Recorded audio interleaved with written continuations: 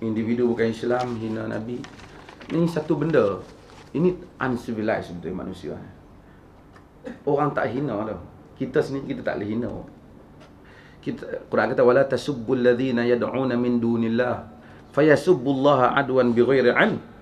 Jangan kamu hina apa yang mereka, jangan kamu cerca, bukan hina, kamu cerca apa yang mereka sembah selain daripada Allah. Nanti mereka akan mencerca Allah secara pemusuhan. Dalam surah Al-An'am.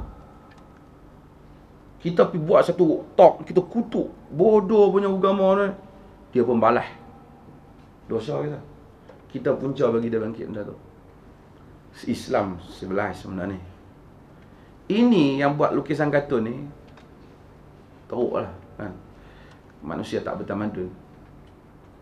Kita bukan bantah mereka nak exercise hak, tapi kita bantah itu kerana mereka, apabila mereka telah menggunakan hak itu mengganggu orang. Satu orang ada radio ataupun kuat dibuka di rumah dia, kata, wah memang bising gitu. Lepas tu kita kata apa ni? Dia kata radio aku, apa peduli kau? Memang radio kau, tapi kau pasang radio kau tu ganggu aku dengar. Memang kau nak melukis, hak kau lah, kau lukis terjun. Tapi bila kau lukis benda yang membabitkan hak aku, maka aku bukan petikaikan hak. Setengah orang kata kita tak boleh petikai, ini masalah rights yang diiktiraf di barat. Right apa? Dia telah mengganggu kita. Orang bawa kereta laju, dia kata kereta aku beli, tapi kau bawa laju, bahaya aku yang berada di atas jalan yang sama.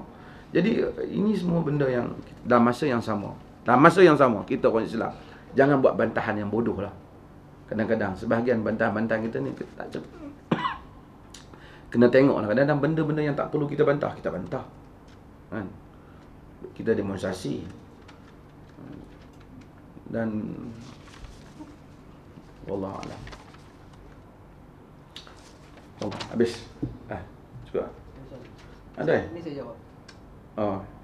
Okey, terima kasih banyak. Mudah-mudahan Allah Subhanahu Wa Taala rahmati kita. Terima kasih kepada pihak penganjur dan insya-Allah orang katanya kuliah ni berterusan ataupun tidak. Saya kata ini kita tak buat apa-apa berterusan. Macam mana kemudian insya-Allah. Allah Taala sallallahu alaihi wa sallam Muhammad walhamdulillahirabbil alamin.